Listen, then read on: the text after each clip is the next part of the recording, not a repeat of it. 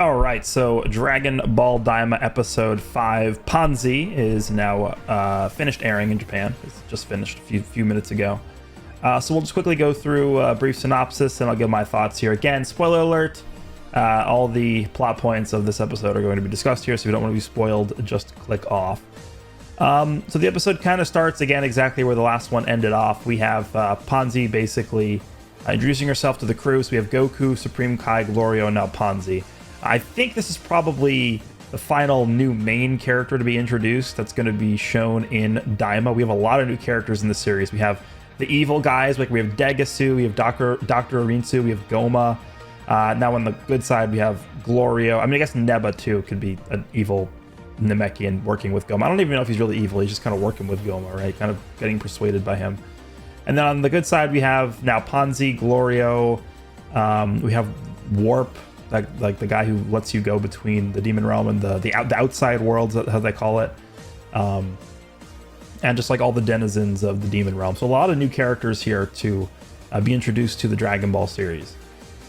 So Panzy essentially joins them and starts, tagging along, and Glorio seems to be pretty uninterested in having Panzy join them, but she's like, I just do whatever I want, essentially. So, so let me just go through some of my notes here. Again, I got a lot of notes to go through.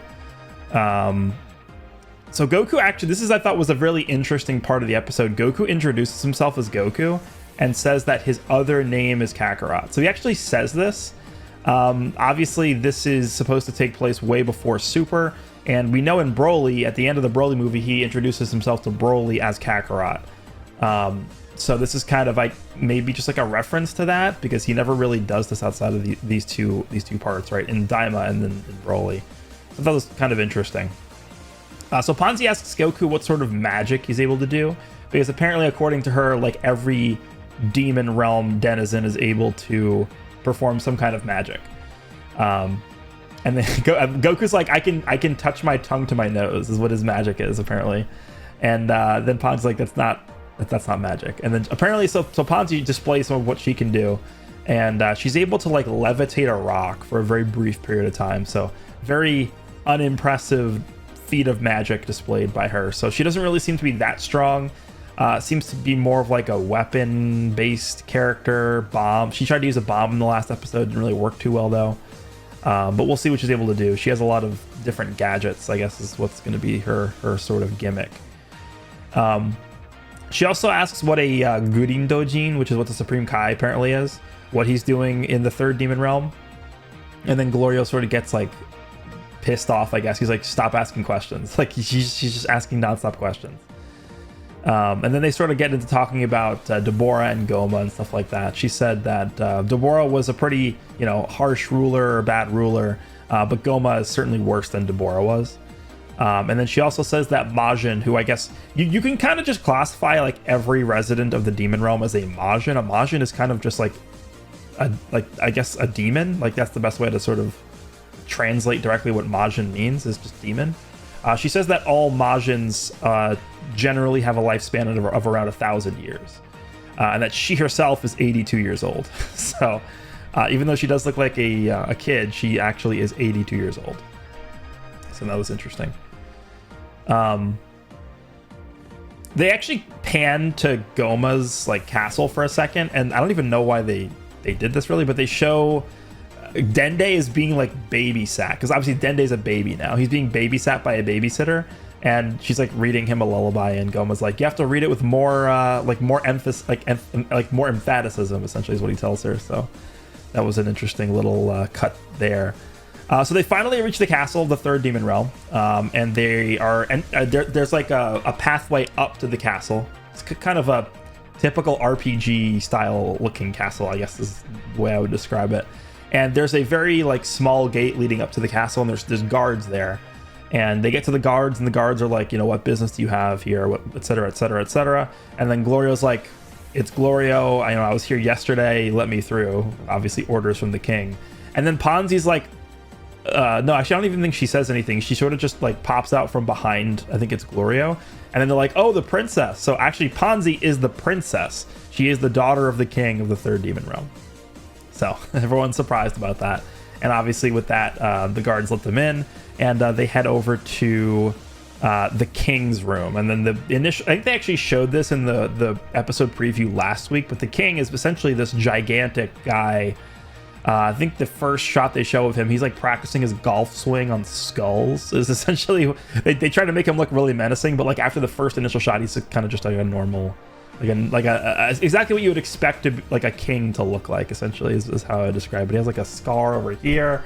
He's like older. He's got I believe he has a mustache. So they introduce the king. And then he says that there's no way this kid could have defeated Majin Buu, but then Panzy actually does vouch for Goku because of the way that he was able to take out those guards, which, I mean, those guards are not comparable at all to Buu, but Panzy's like, oh yeah, Goku's actually really strong. And then they sort of talk about how they're actually not, what happens? Blah, blah, blah, blah, blah. The king says he needs Goma to defeat, he needs Goma defeated in order to restore peace to the demon realms. He says if Goku defeats Goma, he can marry Panzy, but Goku says he's married. So that was his, I guess, offer, is he can marry Panzy if he defeats Goma.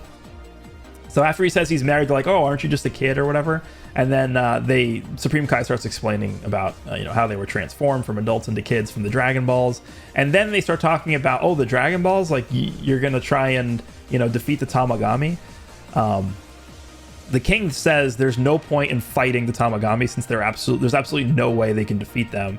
But then he's sort of thinking to himself like, since Goku defeated Majin Buu, maybe there's a chance that he's able to actually beat the Tamagami. So they're kind of hyping up the strength of the Tamagami, so we'll see how strong they end up being. But the king essentially then wants to see for himself a display of Goku's strength. So he sort of organizes like a gigantic crowd of like some of his constituents with like swords and torches, and like it's a big mob of I don't even know, like citizens to come and try and test their strength against Goku.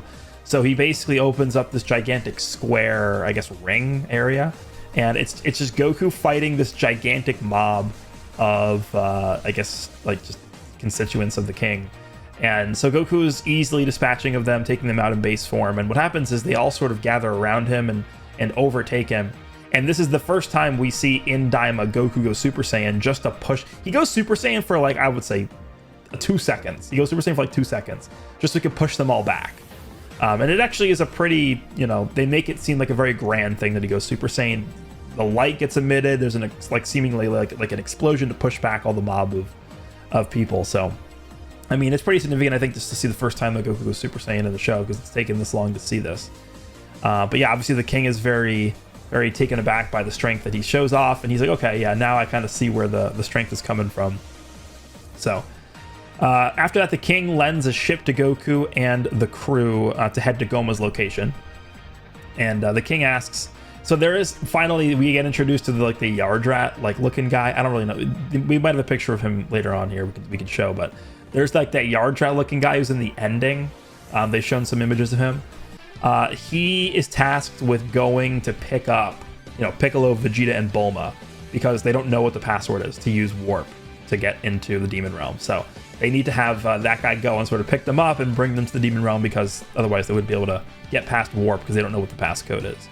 So that guy is set off with the mission to go and pick them up. So they're about to board the ship. It's going to be Goku, Panzy, Glorio, Supreme Kai, all heading to King Goma. I guess it's the first Demon Realm, right?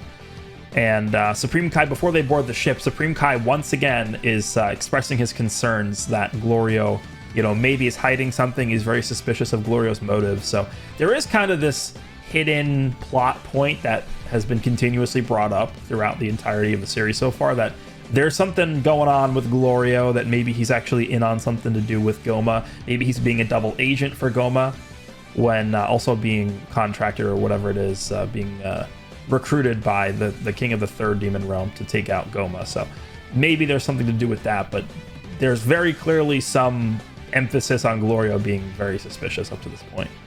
So anyway, they kind of just, not worry about that for now, and they all board the ship.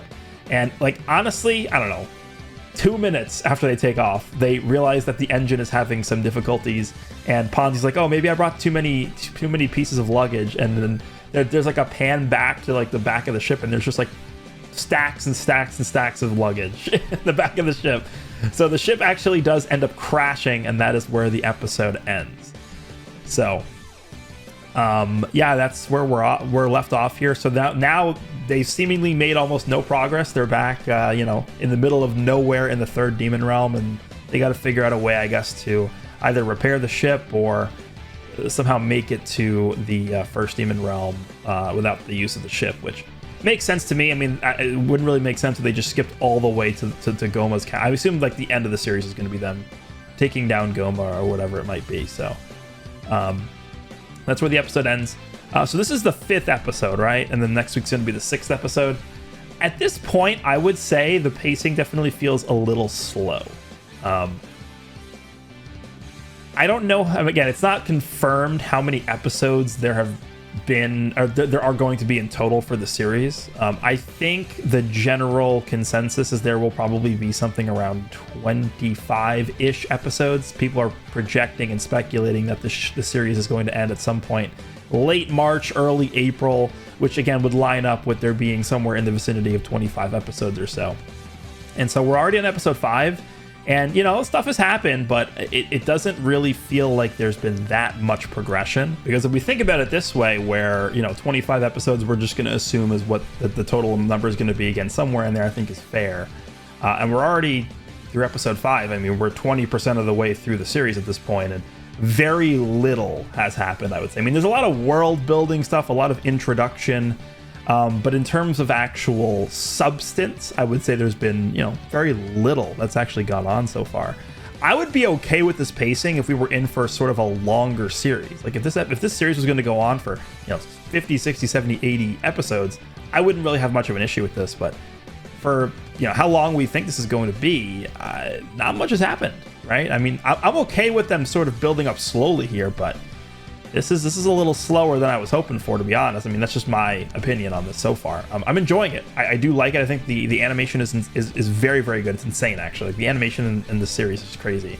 The art is very good. I think they've done a good job at fleshing out the characters, fleshing out the demon realm itself. Obviously, we have much left to see of the demon. We haven't really done any exploring at all of it so far. We've only seen very little of it, which is another issue entirely. But I do think that the pacing at this point, we can, you know, classify it as being a little slow, but we'll see. Again, there might be some fast developments in the plot as we move forward here. So let's just go through some of these images. So this is sort of the intro where Panzy joins the crew, and they're talking about, let me make this a little bigger. And they're talking about, you know, some of the things I mentioned earlier.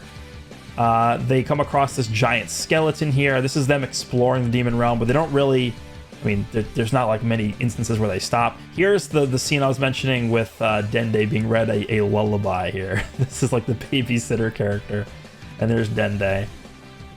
Here's the king. This is the king of the third demon realm, and Panzy, of course, is his daughter. We know that now. And they're kind of talking about like, what are they going to do? Is Goku really strong enough to defeat Goma, stuff like that. And then this is the scene where they bring. Let me open these up here. They bring Goku out to sort of test his strength against these guys. So yeah, it's like this arena right here. So Goku is very hard to see, but this is Goku right here. It's just him against all these guys down there. Yeah, this is the king. Like this is honestly like this is like a very stereotypical king character. Like you look at this guy and you're like, yeah, that's the king. That's certainly the king. So yeah, this is essentially what it looks like. And then at some point in the scuffle, he does go Super Saiyan. Yeah, here we go. We have an image of this. So we have Goku go. Yeah, it's like him being held back, and he just goes Super Saiyan to blow everyone away. Essentially, is what's happening here. So he's getting restrained here by a lot of these guys, and he's just like, okay, here, watch this. He just goes Super Saiyan, blows them all away, and then that's sort of the end of this. So that is a good display of Goku's strength there. Again, they board the ship here, and almost immediately they crash. So I guess, you know, they're going to have to make way on foot here. And then this is the next episode preview. I guess Goku and Glorio start sparring. I guess we'll be able to see some of what Glorio can do here. And then we have this Minotaur guy. I mean, this guy is actually in the intro. If you guys remember the opening for Daima, this guy makes a half a second appearance in the intro. I remember talking about this when the intro was first shown off, the opening was first shown off, but there's like this Minotaur guy here, so we'll see. Kind of reminds me of GT, right, where they're sort of going through the planets and like the you got like Legic that they got to defeat and stuff like that. Kind of like this guy's, they're going to enter some cave and then there's just going to be this monster in the cave that they have to defeat him. I guess that's what's going to happen here, but we'll see. So again, I think the pacing has been a little slow, just considering how many episodes we think are going to comprise this series. So that could definitely be, I think, a point of criticism at this point we can make for Daima. But overall, I think the story is relatively engaging. I think the characters are good. The world is good. The plot sort of makes sense so far. When it comes to, I've seen a lot of people mentioning like, oh my God, they're so inconsistent with, keeping things quote unquote canon with Dragon Ball Super and Z.